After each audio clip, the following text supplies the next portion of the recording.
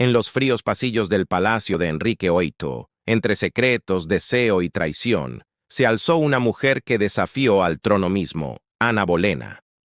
Dicen que su mirada era un hechizo y su ambición una amenaza. El amor de un rey cambió el rumbo de la historia, pero también selló su condena. Reina, amante y mártir de su propia corona. Ana Bolena, la mujer que perdió su cabeza, pero nunca su poder. Continúa escuchando esta historia y suscríbete. Así no te pierdes las vidas reales que el tiempo quiso borrar. Mi historia no comenzó en la corte de Inglaterra, sino en el corazón de Europa. Nací en el seno de una de las familias más ambiciosas de la nobleza, los Bolena. Boleyn. Mi padre, Sir Thomas Bolena, era un diplomático y cortesano astuto, cuya mayor destreza era saber dónde invertir a sus hijos. Para él, éramos la moneda de cambio para ascender en la corte Tudor. A diferencia de muchas nobles inglesas de mi época, mi educación no se limitó a las artes domésticas. Fui enviada al continente, primero a la refinada corte de Margarita de Austria en los Países Bajos y luego a la fastuosa corte de Francisco I en Francia. Estos años fueron la fragua de mi identidad. En Francia no solo aprendí el idioma con fluidez, sino que absorbí la cultura, el protocolo y la moda de la corte más sofisticada de Europa. Aprendí a bordar, a cantar, a tocar el laúd y, lo más importante, a conversar sobre religión, política y filosofía. En la corte de la reina Claudia, vi cómo las damas de honor ejercían influencia a través de su ingenio y discreción. Cuando regresé a Inglaterra, cerca de 1521, no era una simple chica de campo. Había pasado de ser una joven sin grandes atributos de belleza, según los estándares pálidos de la época, a una mujer con una presencia cautivadora. Mi cabello oscuro, mis ojos penetrantes y mi estilo continental me hacían inmediatamente perceptible.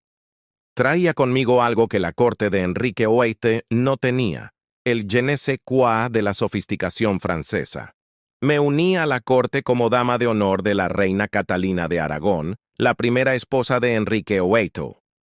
En ese ambiente, donde los hombres buscaban amantes y las mujeres esposos, yo entendí que mi educación era mi arma.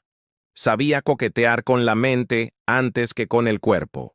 No pasó mucho tiempo antes de que mi encanto particular, mi ingenio y mi obstinada resistencia a los avances fáciles llamaran la atención de muchos, incluido uno de los hombres más deseados de la corte, el propio rey Enrique VIII. Yo era una dama de honor en la corte de su esposa. Pero él, ya desesperado por un heredero varón y cansado de su matrimonio, comenzó a fijarse en mí. Enrique VIII, un hombre de pasión incontenible, intentó lo que había hecho con otras, convertirme en su amante. Pero yo había aprendido la lección de mi hermana María. Sabía que ser amante era un camino sin destino, que terminaba en la vergüenza y el olvido. Mi respuesta, firme y audaz, desencadenó la cadena de eventos que desgarraría a Inglaterra. Mi rechazo a convertirme en la amante de Enrique VIII no extinguió su interés, lo avivó hasta convertirlo en una llama devoradora. El rey, acostumbrado a que cualquier mujer de la corte cediera ante su deseo, se encontró con una barrera inquebrantable en mí.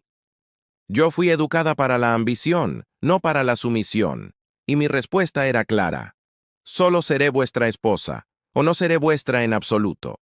Esta posición, vista por muchos como arrogancia, fue mi jugada maestra. Era la única manera de asegurar una posición duradera para mí y para mi familia. Yo no quería la deshonra de un título temporal. Yo aspiraba a la corona. La situación del rey era crítica.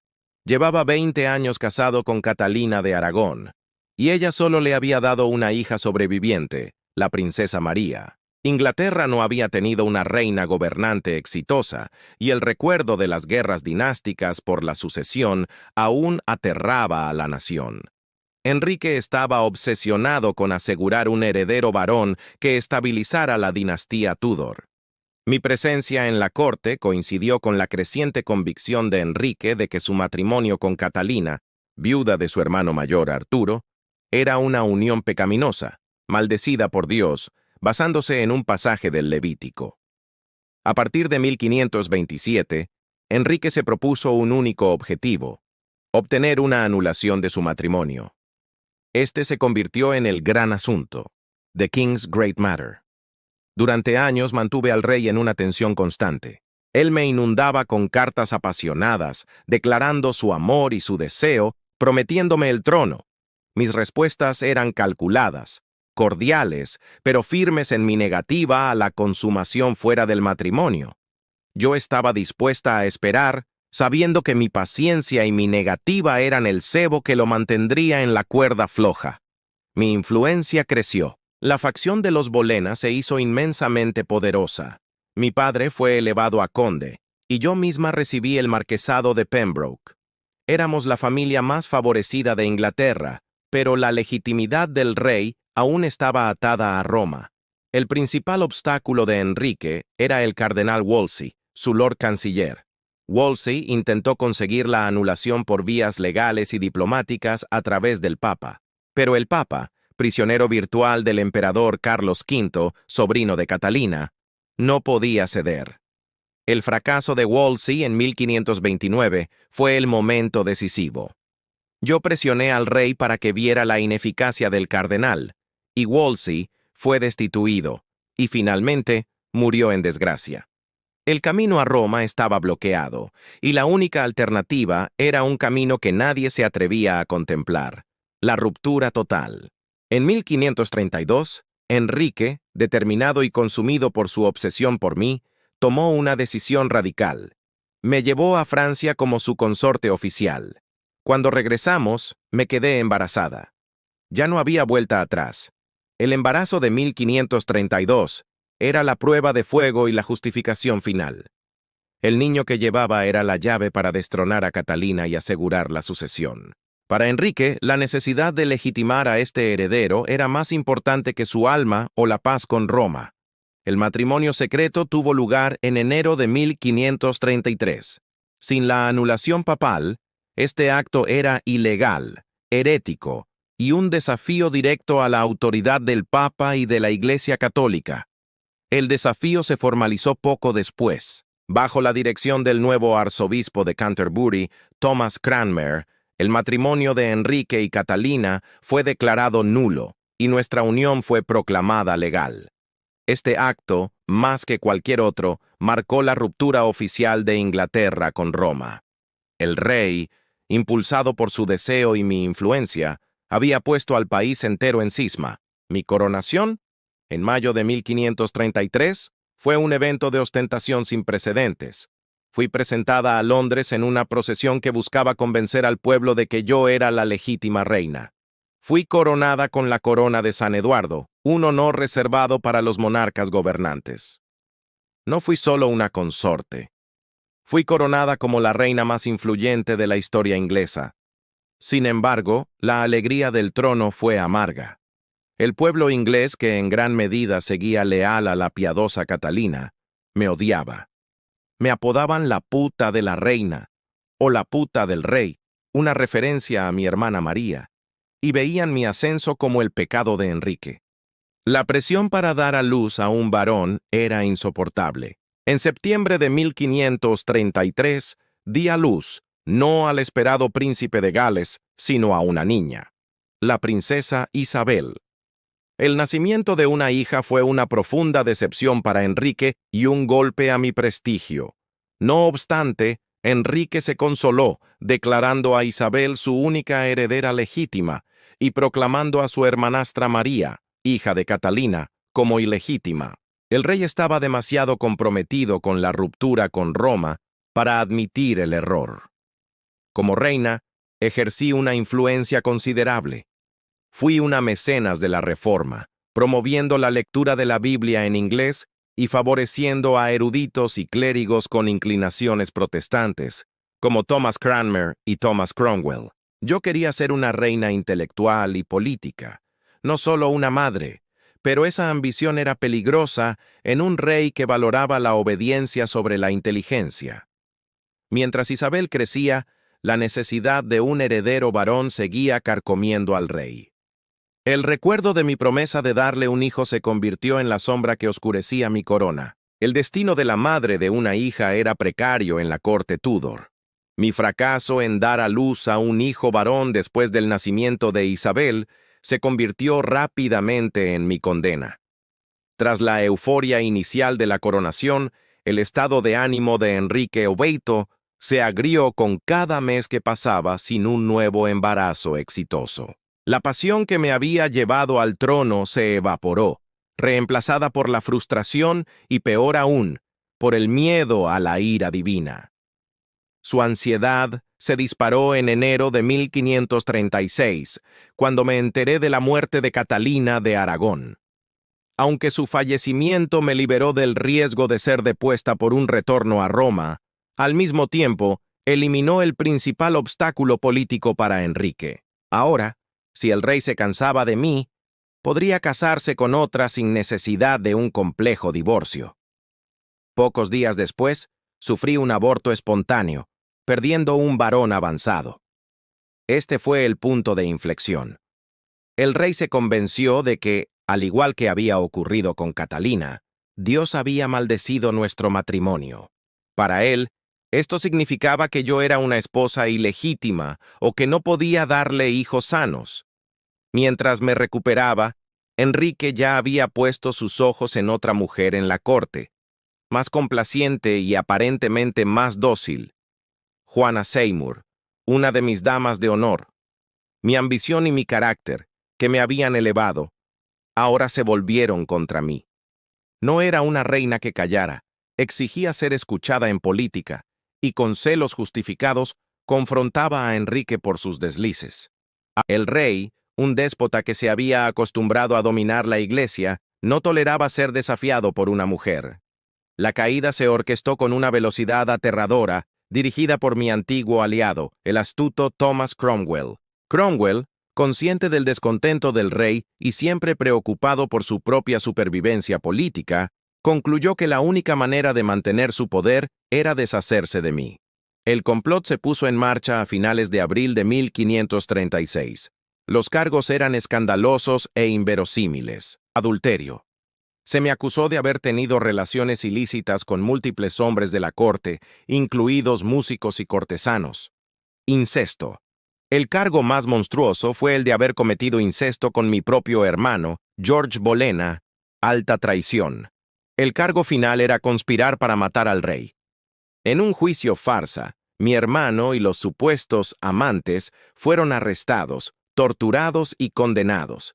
El 2 de mayo de 1536 fui arrestada y llevada a la Torre de Londres, el mismo lugar por donde había pasado triunfalmente para mi coronación 3 años antes. En mis días finales, sola en la torre, mi dignidad no me abandonó. Negué todos los cargos. Sabía que todo era un montaje para que el rey pudiera liberarse y casarse con Juana Seymour. Fui juzgada y condenada por un tribunal presidido irónicamente por mi propio tío, el duque de Norfolk. La sentencia fue la más cruel posible, ser quemada en la hoguera o decapitada, a discreción del rey.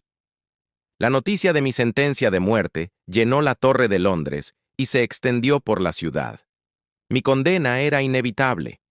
El rey quería eliminar cualquier duda sobre la legitimidad de su próximo matrimonio y, por lo tanto, debía probar mi traición más allá de toda duda. La ley de Enrique VIII era su voluntad. En un gesto macabro de misericordia, Enrique conmutó mi condena de ser quemada por decapitación, y en un toque final de teatralidad regia, ordenó traer a un experto verdugo de Calais, Francia, especialista en la espada, en lugar del hacha común. El rey, aún en su crueldad, deseaba una muerte rápida y limpia para la mujer por la que había arriesgado su reino. Los días previos a mi ejecución fueron una mezcla de terror y una calma asombrosa. Me preparé para la muerte con una dignidad que dejó atónitos a mis carceleros. El día antes de la ejecución, le dije al alguacil de la torre. He oído decir que el verdugo es muy bueno y yo tengo un cuello pequeño. Era un comentario amargo, pero demostraba una calma inusual. En la mañana del 19 de mayo de 1536, fui conducida al cadalso erigido en el interior de la Torre de Londres. El clima era frío y lúgubre. Había una pequeña multitud de cortesanos, cronistas y miembros del Consejo Real, pero la ejecución de una reina era un espectáculo sin precedentes en Inglaterra. Mi discurso final fue una obra maestra de diplomacia y supervivencia para mi familia y mi hija. Sabía que no podía protestar mi inocencia abiertamente, pues eso habría significado la perdición de mis parientes que aún vivían. Hablé con una voz firme y clara. Buenos cristianos, he venido aquí para morir, según lo juzgado por la ley. No estoy aquí para acusar a nadie, ni para hablar de nada de lo que se me ha acusado. Rezo para que mi Señor, el Rey, tenga una larga vida y un reinado próspero, pues nunca tuvo una reina más noble y gentil que yo. Si alguien debe interceder por mí, ruego que lo haga. Con estas palabras, negué implícitamente la traición sin desafiar la autoridad del rey. Mi única preocupación era la seguridad de mi hija, Isabel. Me arrodillé, me vendé los ojos y coloqué mi cuello sobre el bloque. El verdugo francés, con su espada, realizó su trabajo en un solo golpe. Mi cuerpo fue enterrado apresuradamente en una caja de flechas dentro de la capilla real de San Pedro ad Víncula. Apenas unas horas después de mi ejecución, Enrique VIII se comprometió formalmente con Juana Seymour. El rey había conseguido su liberación. Morí como una traidora, pero mi muerte fue la culminación de la ambición, la política y la fe. No di a Inglaterra el heredero varón que el rey quería, pero mi sacrificio y mi hija, que ahora era una princesa ilegítima, se convertirían en la verdadera herencia que cambiaría el mundo. El rey Enrique VIII se casó con Juana Seymour 11 días después de mi ejecución. Mi cuerpo apenas se había enfriado en la capilla de San Pedro ad Víncula cuando él ya estaba firmando documentos para su tercer matrimonio. Este acto, más que cualquier otro, confirmó que mi juicio fue una farsa urdida para satisfacer el deseo y la necesidad dinástica del monarca. Mi hija, la pequeña princesa Isabel, de casi 3 años, fue oficialmente declarada ilegítima, al igual que su hermanastra María. El Parlamento emitió el segundo acta de sucesión, que invalidaba nuestro matrimonio y convertía a Isabel en una bastarda, excluyéndola de la línea de sucesión en favor de cualquier hijo que Enrique tuviera con Juana. Isabel fue separada de la corte, criada en el ostracismo y despojada de su estatus real. Sin embargo, su destino estaba intrínsecamente ligado al mío, y a través de ella, mi influencia regresaría. Juana Seymour finalmente le dio a Enrique el heredero varón que tanto anhelaba, el príncipe Eduardo, en 1537. El rey había logrado su objetivo dinástico, pero a un costo inmenso para su alma y para la estabilidad de Inglaterra. Aunque mi nombre fue proscrito durante el resto del reinado de Enrique, mi influencia ideológica perduró. Muchos de los clérigos y consejeros que yo había apoyado, hombres como Thomas Cranmer, se mantuvieron en el poder y continuaron impulsando la reforma anglicana. La separación de Roma era irreversible, pero fue mi hija, Isabel, quien se convirtió en mi verdadera reivindicación. Tras la muerte de Enrique VIII y después de los breves y tumultuosos reinados de su medio hermano Eduardo VI, que promovió el protestantismo radical, y su media hermana María I, que intentó restaurar el catolicismo y me repudiaba con vehemencia, el destino finalmente llamó a la puerta de Isabel. En 1558, la bastarda hija de la reina decapitada, mi sangre y mi espíritu, ascendió al trono como Isabel I. Isabel no solo restauró mi honor y el de mi familia, sino que estableció de manera definitiva el protestantismo en Inglaterra con el Acta de Supremacía, que reinstaló la Iglesia separada de Roma. Su reinado, conocido como la Edad de Oro, Fue un periodo de inigualable prosperidad, arte y poder para Inglaterra. Isabel I era la viva encarnación de mi ambición, mi ingenio y mi fuerza, con un instinto político afilado que superaba al de su madre. Ella me vengó no con espadas ni con intrigas, sino con un reinado brillante que eclipsó a su propio padre. Ella se convirtió en la prueba de que mi matrimonio no había sido maldito, sino bendecido. Mi historia, sellada por la espada, encontró su redención en el trono de mi hija. Mi obsesión por la corona, que había provocado una revolución, finalmente dio a Inglaterra su monarca más gloriosa. Mi hija, la reina Isabel I, reinó durante 44 años. Al hacerlo, consolidó los cimientos de la Nueva Inglaterra, un país protestante, poderoso y centrado en la monarquía, tal como la ruptura con Roma lo había determinado. A través de Isabel, mi nombre dejó de ser el de una traidora para convertirse en el de una mártir y heroína de la Reforma, una narrativa que la propia reina promovió sutilmente. Isabel nunca se casó, lo que significaba que la línea dinástica de Enrique VIII, misma que él tanto había luchado por preservar, terminó con ella. Es una ironía histórica profunda. El rey que decapitó a una esposa por no darle un hijo varón vio su dinastía extinguirse sin un heredero. La corona pasó a los Estuardo, la familia de Jacobo I, hijo de su prima María Estuardo. En cuanto a mí, a lo largo de los siglos, mi figura ha sido objeto de intensa controversia, reflejando las luchas internas de la propia Inglaterra. Para los católicos, yo era la puta hereje que había destruido la iglesia. Para los protestantes, era la valiente reina que había allanado el camino para la verdadera fe. La verdad, como siempre, se encontraba en el medio. Yo fui una mujer ambiciosa y astuta, producto de mi época, que jugó una partida peligrosa por la supervivencia y el poder. Mi historia se desvaneció de los registros oficiales y fue reescrita muchas veces, pero nunca se olvidó. Mis rasgos, la forma en que fui vestida y educada, se convirtieron en un mito. El rumor de mi sexto dedo, o de un gran lunar, las supuestas marcas del diablo, fue creado por mis enemigos para deslegitimar mi ascenso.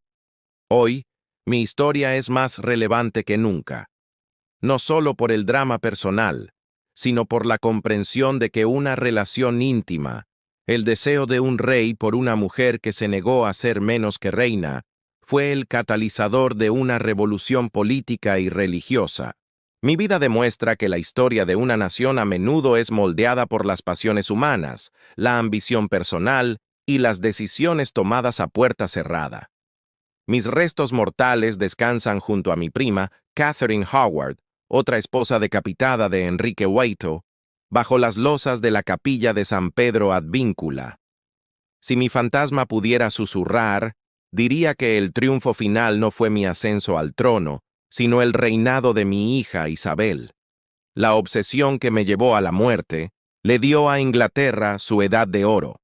Ana Bolena no fue solo una víctima del poder, fue su espejo. Su caída marcó el nacimiento de una nueva era. Y su nombre aún resuena entre los muros de la Torre de Londres como un susurro que se niega a morir. Cuéntanos desde dónde nos ves y suscríbete para seguir descubriendo más historias reales que cambiaron el curso del mundo.